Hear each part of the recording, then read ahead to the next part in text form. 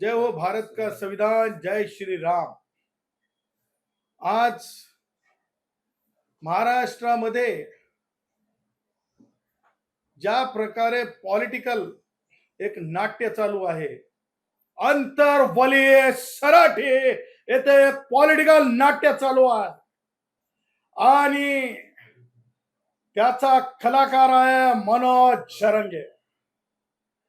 आता हे नाट्य जे आहे, या नाट्याची थीम राजकीय आंदोलन आहे। ह्या आंदोलनाला सामाजिक अंग नाही आहे, पण ह्या आंदोलनाला पूर्ण सामाजिक दाखवण्याची धाडस केलं जात आहे।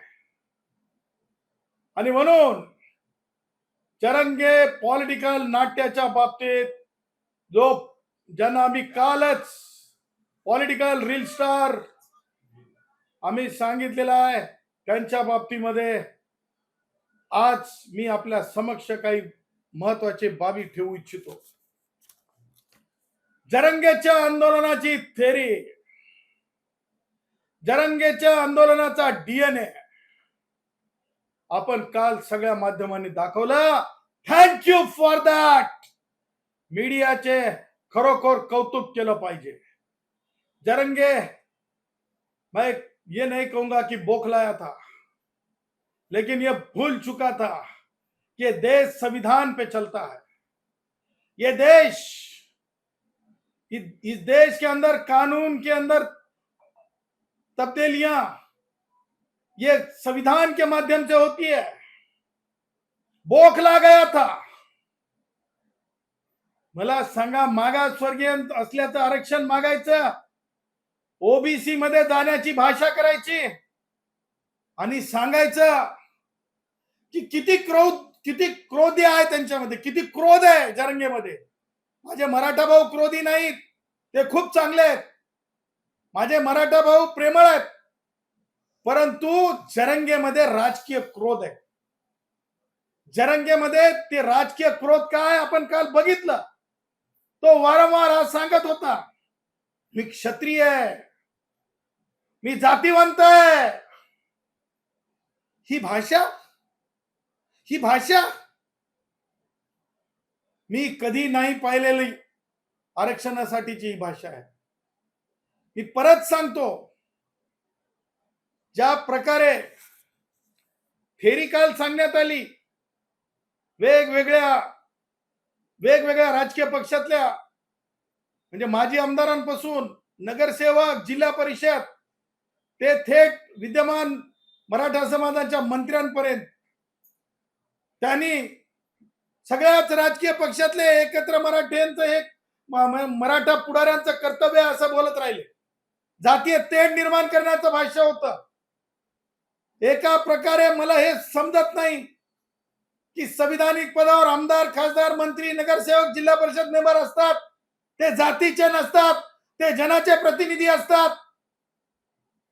आणि जात म्हणून जरंगे ज्या प्रकारे संविधानाची पायमल्ली करत होते, संविधानाची म्हणजे संविधानात ज्या प्रकारे संविधानाला मी हे म्हणेल की अपमान करत होते, ते आपण कालही बघितलं आणि जरंगेचं आजही दिसत आहे। म्हणजे सत्तेतील आमदार, मंत्री असोत मराठा समाजाचे की विरोधातले असोत, ते थेट उद्धव ठाकरेला साहेब म्हणेपर्यंत ही बोली भाषा कुणाची आहे? ही बोली भाषेत ही जी बोली भाषा आहे, हिची जी स्क्रिप्ट लिहिलेली आहे, ही स्क्रिप्ट कुणाची आहे? काल बोलत बोलत दोन गोष्टी परत जरंगे बोलले। कितना डरता है जरंगे, ये मैंने कल देखा है, मीडिया ने देखा है। कल बोल रहा था म्हणे की ते एका मंत्री महोदयांचं नाव घेतलं की लोक म्हणतात तेच मंत्री काय येतात, तेच मंत्री काय येतात। नाव घ्यायची हिंमत नाही जरंगेमध्ये, कारण त्या प्रकारचं डिसेक्शन, त्या प्रकारचं अनाटॉमिकल डिसेक्शनच मी केलं। आणि मी जेव्हा अनाटॉमिकल डिसेक्शन करतो, कारण मी वैद्यकीय शास्त्रातून आलेला माणूस आहे, मी बऱ्यापैकी अनाटॉमी शिकलेला माणूस आहे, त्याच्यामुळे जरंगेचं जे म्हणजे राजकीय आंदोलन आहे, हे सामाजिक आंदोलन नाही आहे. हे राजकीय आंदोलन मी सगळ्यांसमक्ष उघडं पाडलं होतं. आणि म्हणून मला तुम्हाला सांगायच्या 2-3 गोष्टी महत्वाच्या. ज्या प्रकारे आज आंदोलन चालू झालं, मला हे समजत नाही, कोणी येणार नाही, मी माझ्या शेतात बसतो, मी माझ्या शेतात बसतो, फेन्सिंग लागली. कोणी येणार नाही, कोणी येऊ नका, येऊ नका, येऊ नका, येऊ नका, येऊ नका, येऊ नका. आज तर म्हणायला लागला संध्याकाळपर्यंत या, संध्याकाळपर्यंत या. अरे हे काय? काल खोटं बोलत होता जरंगे की आज खोटं बोलतोय जरंगे? दोन्हीतून कधीच खोटं आहे? खरं कोणतं खोटं कोणतं आहे? काल तर म्हणत होता कोणी येऊ नका, ऊन लागल. आज म्हणताय संध्याकाळी 6 पर्यंत या, 6 पर्यंत या. तुम्हाला सांगतो, लगन सराईमध्ये मध्यमवर्गीय गरीबाच्या लग्नाला सुद्धा 1500 लोक आता जमायलेत. 1500 लोक जमायलेत. आजची जी संख्या ड्रोननं जरी तपासली तरी जरंगेला पाठ फिरवलेली आहे. आणि म्हणून तुम्हाला आज महत्वाची गोष्ट मला सांगायची आहे. जरंगेचा पाया या आंदोलनाचा, राजकीय आंदोलनाचा, नाट्याचा, हा आज आपण डोळ्यांनी पाहिला. वडीगोद्री जवळ धुळे सोलापूर महामार्ग, त्या ठिकाणी रस्ता रोको करण्यात आला. तो रस्ता रोको करणारे कोण आहेत हे मला तुम्हाला दाखवायचंय. ते रस्ता रोको करणारे हे मागील आंदोलनात ज्यावेळेस पोलिसांवर हल्ला केला, ज्याच्यामध्ये कट्टे सापडले होते, कट्टे कट्टे कट्टे, बंदूक, 307 सारखे गुन्हे झाले होते. 1 सप्टेंबर 2023 नंतरचे ते गुन्हे आहेत. त्याच्यातले हे गुन्हेगार आज रस्ते थांबवण्यासाठी उभे राहिले, कारण त्यांना महाराष्ट्रातलं लॉ अँड ऑर्डर सिच्युएशन निर्माण करायचं आहे. महाराष्ट्रामध्ये अशांतता आणायची आहे. महाराष्ट्रामध्ये जातीय ओबीसी विरुद्ध मराठा किंवा ओबीसी मराठा विरुद्ध अनुसूचित जाती जमातीचं भांडण लावण्याचं हे सगळं चाललेलं आहे. हा गुन्हेगार आपण आता जरंगेनं सांगा, हा गुन्हेगार त्याच्या पक्षाचा नाही म्हणून. हा ऋषिकेश बेदरे, हा कोण आहे? हा ऋषिकेश बेदरे. हा ऋषिकेश बेदरे जेलमध्ये होता की नाही? कलम काय होते? मग अशा गुन्हेगारांचे कलम मागे घ्या, ही मागणी आहे काय जरंगेची? ही संविधानाला लागू आहे का? ही गुन्हेगारी कायद्याच्या विरुद्ध जाऊन नाही का? ही मागणी मान्य होऊ शकते का? आणि म्हणून आज जरंगेचं आंदोलन हे रेतीवाल्यांच्या बाबतीमध्ये चौकशीचं आंदोलन आहे. त्याचबरोबर एका व्यक्तीने जरंगेच्याच गावामध्ये उपोषण बाजूला त्याच्या शेतात चालू केलंय. त्याची सुद्धा इंटेलिजन्सनं माहिती घेतली पाहिजे. ते किती 900 कोटीचं टेंडर आहे, 700 600 500 काय टेंडर आहे, त्याची चौकशी झाली पाहिजे.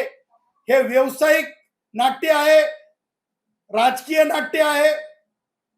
हे त्याचबरोबर तुम्हाला सांगतो, याला महानाट्य करण्याचा प्रयत्न आहे. आणि महानाट्य आणि रिअल लाईफ हे फार वेगळं आहे. जरंगेची रील्स वरली लाईफ आहे, परंतु रिअल लाईफ वेगळी आहे.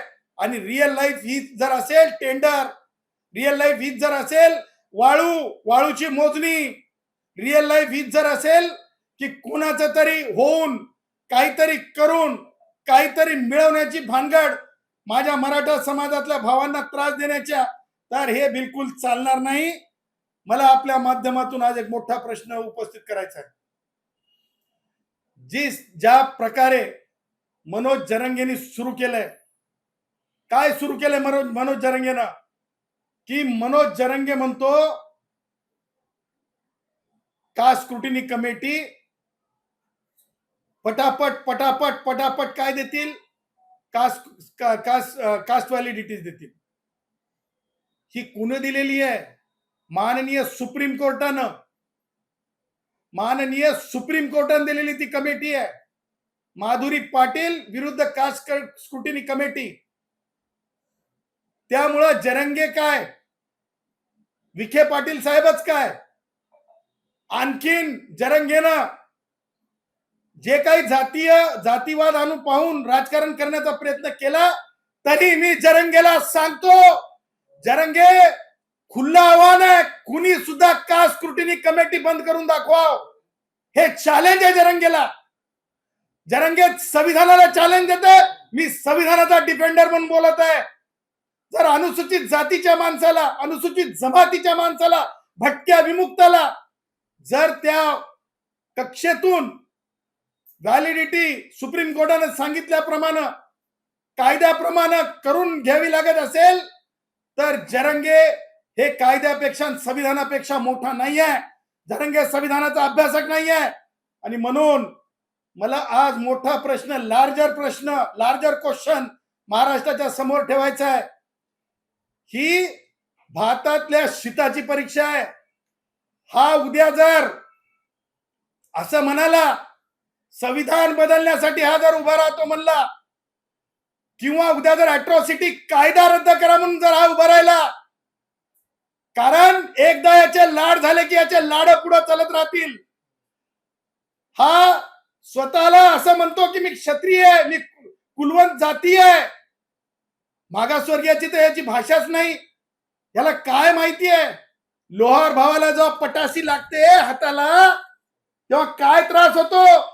कुंभार भावाला जेव्हा लीज जमा करून आणून असं मडकं तयार करावं, त्याला काय माहिती आहे?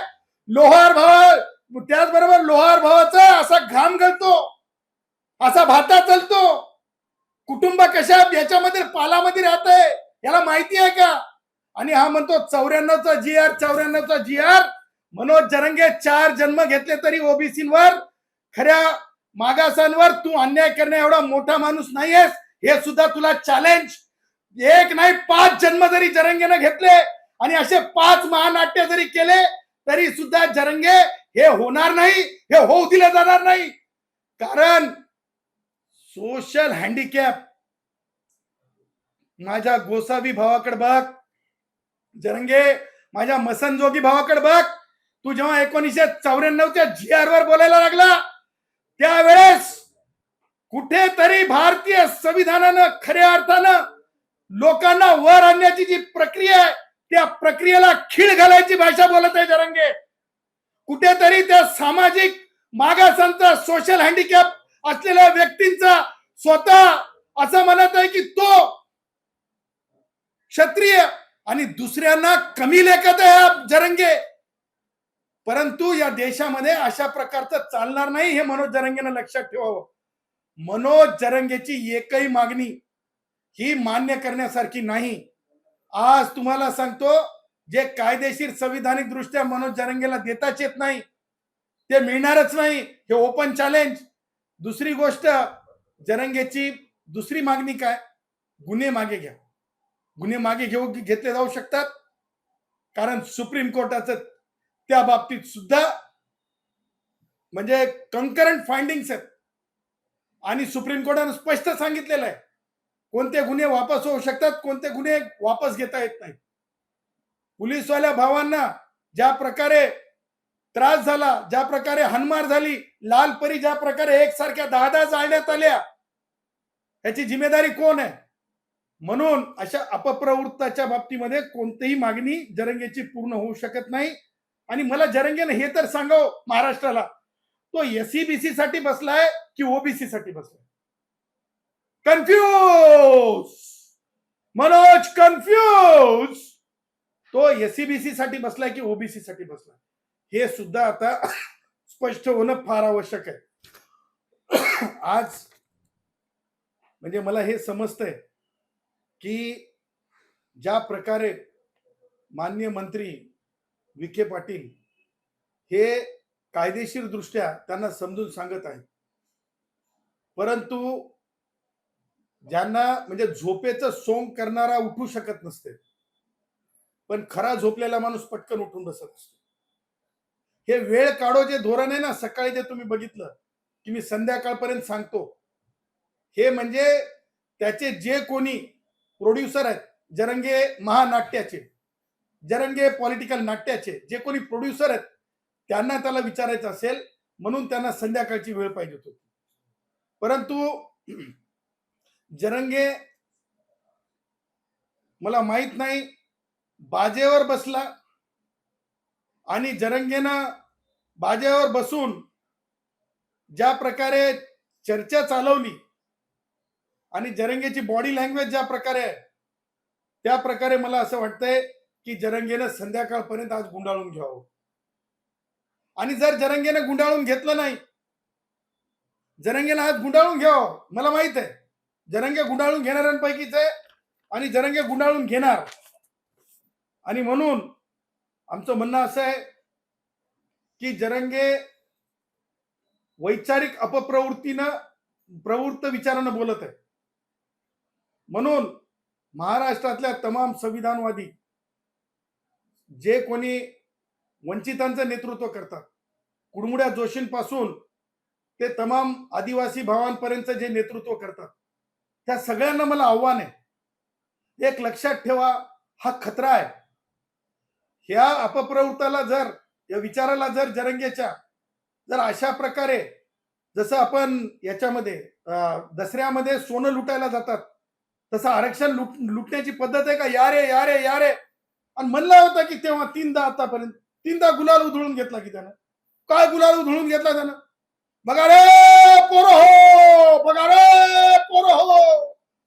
पोरांना कळालंय, परंतु बेरोजगार मुलांना वाटतं की आणखीन काहीतरी मिळेल. परंतु मी त्या तमाम माझ्या मराठा भावांना म्हणायचंय की हा परत एकदा चमकोगिरी करायला निघालाय. मला असं वाटतंय की ह्या प्रकरणामध्ये म्हणजे मला कुणाचा अपमर्द करायचा नाही, परंतु आज पुन्हा एकदा मला सांगायचंय की जरंगे ज्या प्रकारे आंदोलन करत आहे, त्या प्रकारे जरंगेचा जे डीएनए मी तुम्हाला सांगितला, त्या डीएनएच्या नुसार मला असं वाटतंय की जरंगे म्हणतो ना की सगळ्याच राजकीय पक्षातल्या मराठा पुढाऱ्यांनी त्याच्यावर लक्ष द्यावं.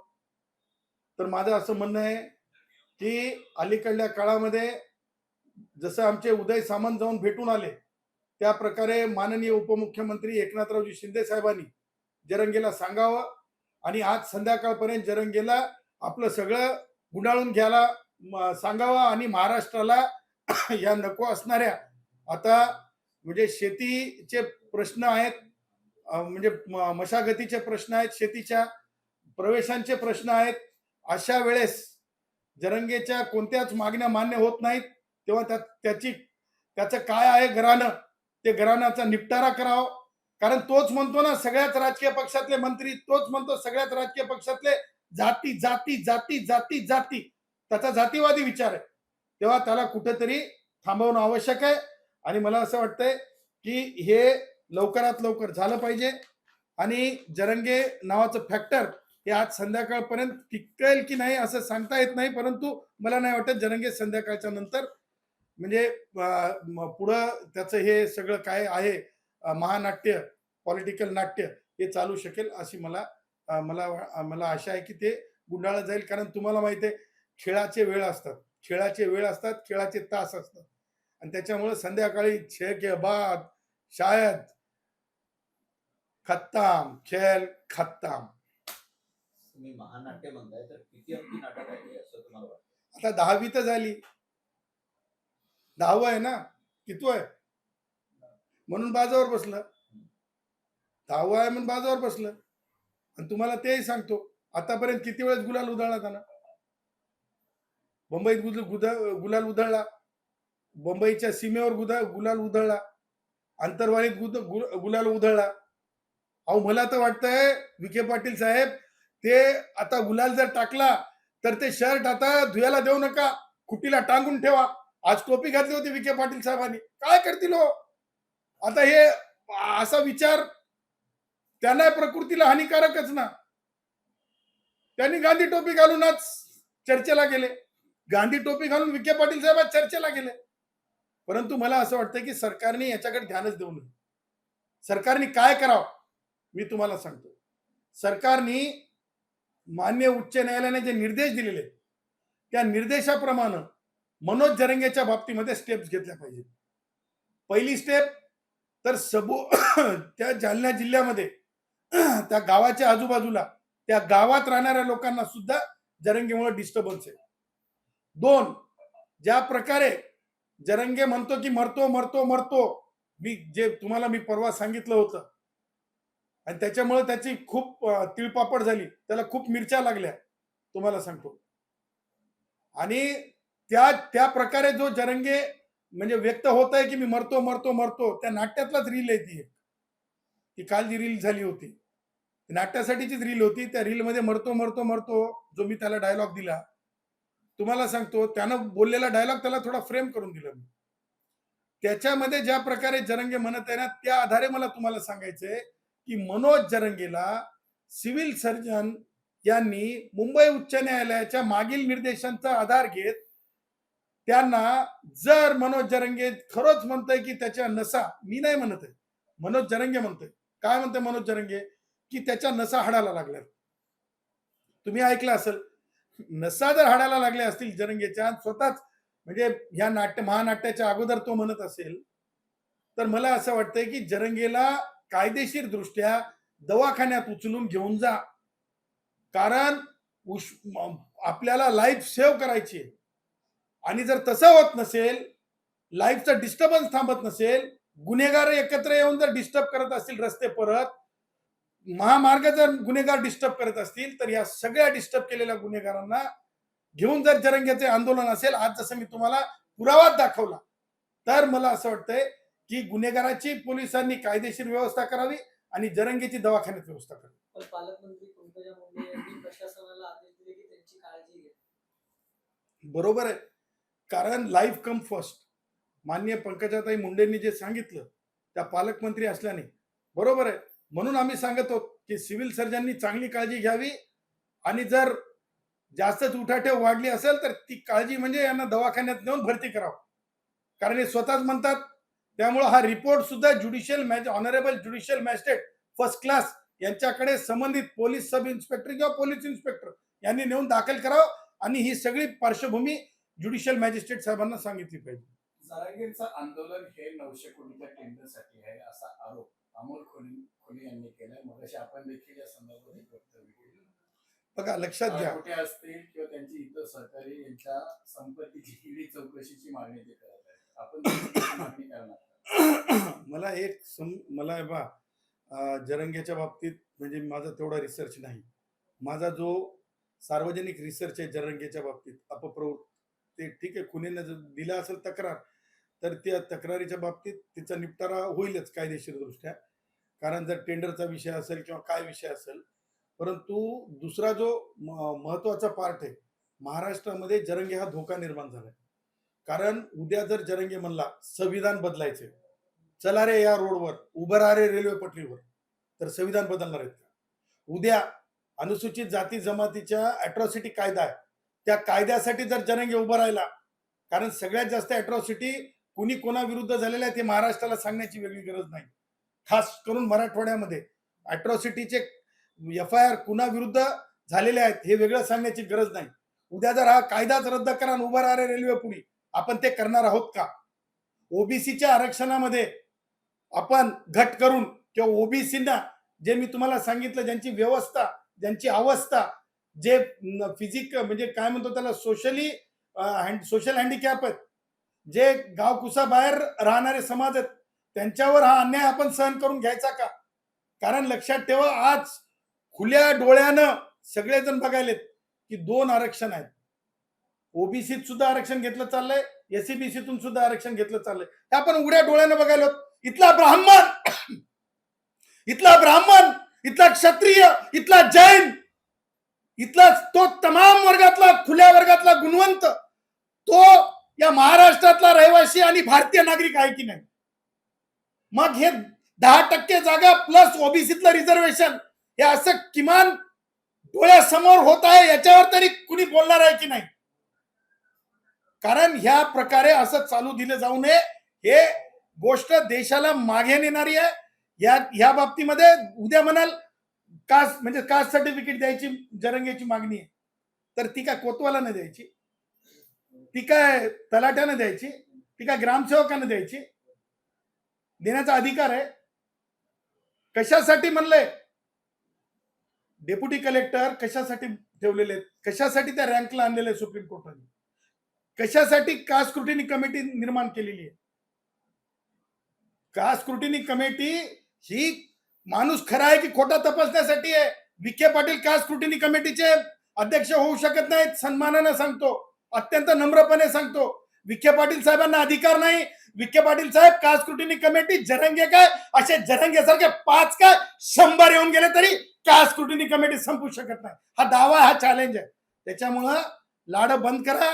कायदेशीर इतरांना तुम्ही नोटिसा देता की नाही, मग जरंगेला नोटीस द्या. का नाही देत जरंगेला नोटीस? लवकरात लवकर जरंगेला नोटीस दिली पाहिजे. महाराष्ट्र डिस्टर्ब होतो. विखे पाटलांनी जो विशेष ड्राफ्ट दिलेला आहे त्याच्यावर आता सखोल चर्चा होते. कायदेशीर खल आता सुरू झालेला आहे आणि या सगळ्यामध्ये तज्ज्ञांची, अभ्यासकांची एक तातडीची बैठक बोलवली. मात्र हा सगळ्या जी चर्चा होणार आहे याच्यावरती सखोल चर्चा गुप्त पद्धतीने मला एक सांगा, जे काही रूल्स या महाराष्ट्रामध्ये आरक्षणाच्या संदर्भाने आरक्षणाचा कायदा आहे, त्या कायद्याच्या विरुद्ध जाऊन केवळ जरंगे म्हणतंय म्हणून एका वर्गाला असं आम्ही आता जसं सांगितलं मी, मंदिरातली शिरणी वाटल्यासारखं प्रमाणपत्र दिले जाऊ शकतात का? आणि त्यावर कोणती किती खलबत कुठवू द्या हो. मला एक सांगा, ज्या वेळेस विखे पाटील साहेब त्यांचं ऐकत आहेत त्यावेळेस ओबीसीच्या बाबतीमध्ये, ओबीसी सब कमिटीच्या बाबतीमध्ये मराठा कमिटी आणि सब कमिटी आणि ओबीसी सब कमिटी एकत्र येणार आहे की नाही? कारण जेव्हा विरोध असतो तेव्हा दोन्ही कमिटी, मराठा कमिटी आहे सब कमिटी, ओबीसी सब कमिटी आहे, त्या दोन्ही कमिटींना एकत्र घेऊन चर्चा करावं लागेल की नाही? की काय एकतर्फी चर्चा करणार आहेत? आणि मी एवढा दळभद्री एक मागणी आहे त्या जरंगेची, तो काय म्हणतो की कुणबी मराठा जातीच्या आधारावर मंत्रालय स्थापन करा. क्लासला रिझर्वेशन आहे, क्लासला, जातीला रिझर्वेशन नाही आणि जातीवर मंत्रालय नाही. सामाजिक न्याय मंत्रालय, जातीचं मंत्रालय नाही. उद्या हे जरंगे सारखे म्हणजे अपप्रवृत्त विचाराची माणसं उद्या म्हणतील की मुख्यमंत्री द्या म्हणतील, वेगवेगळ्या जातीचा म्हणजे मंत्रीच नको, एक 10 मुख्यमंत्री करा एका राज्यामध्ये म्हणतील. हे त्या जातीचा मुख्यमंत्री, तो त्या जातीचा मुख्यमंत्री, तो त्या जातीचा मुख्यमंत्री. आणि त्यामुळं जरंगेच्या एकाही मागणीला काडीच्या किमतीचा आधार नाही. सर, एकंदरीत तुम्ही सांगितलं टेंडर जो आहे, मोठं टेंडर, त्याच्या मागचं कारणच आंदोलनाच्या मागचं कारण टेंडर आहे. तर ईडी चौकशी होणं गरजेचं आहे काय सर्वच्या मागचं? बघा, आता ये हम तो डाकू के खानदान से है, हम तो डाकू के खानदान से है, लेकिन हमें ये पता नहीं है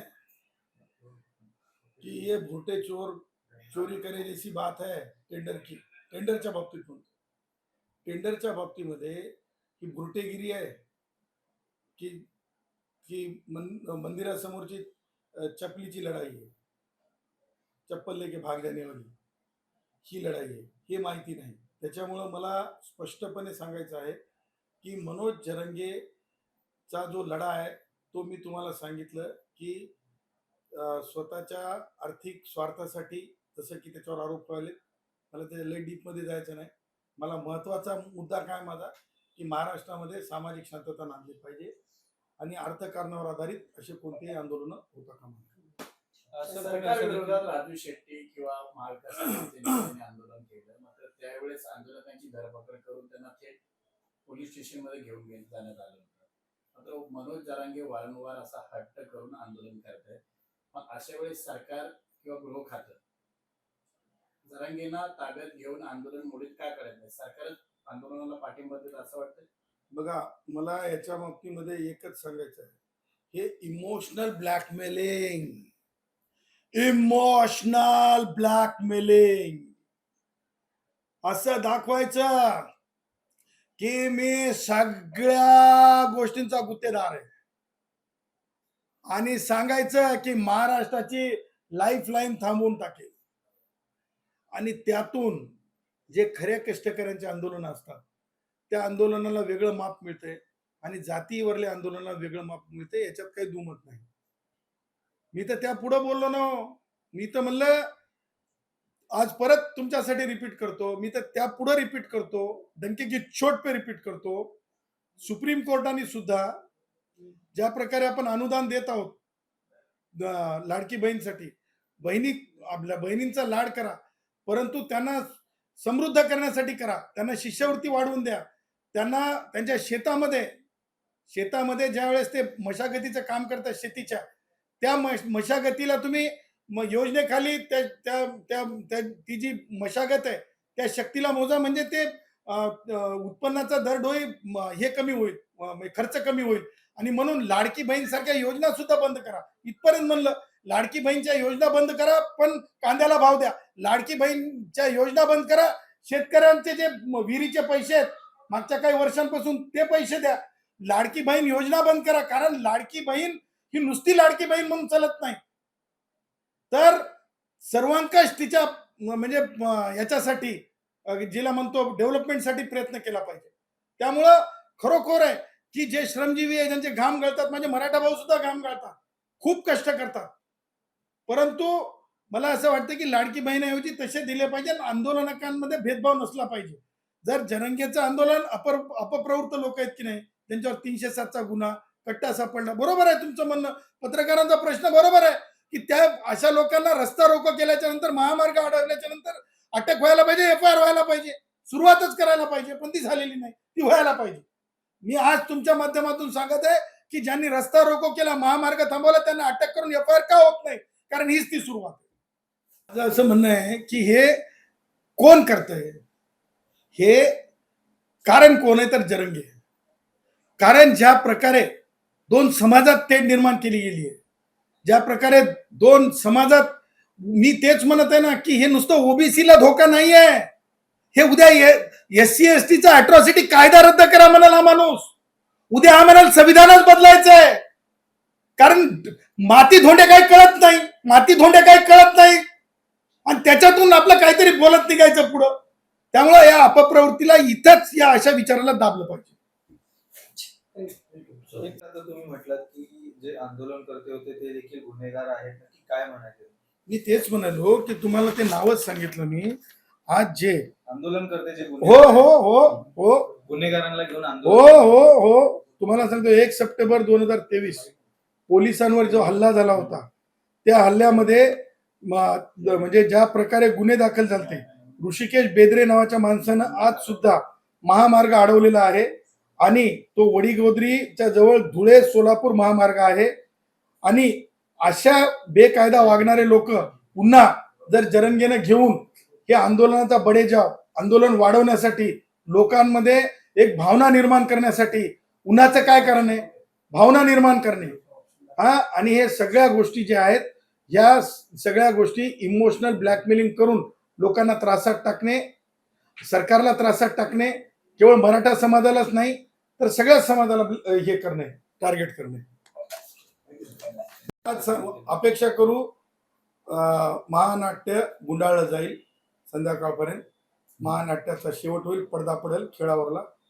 खेळात पडदा पडत असते. आमचं कसं याचं आहे ना, गुराकी साहित्यात गुराकी साहित्यात पडदा पडते, पडदा पडेल. चल, थँक्यू. ABP माझा, उघडा डोळे बघा नीट.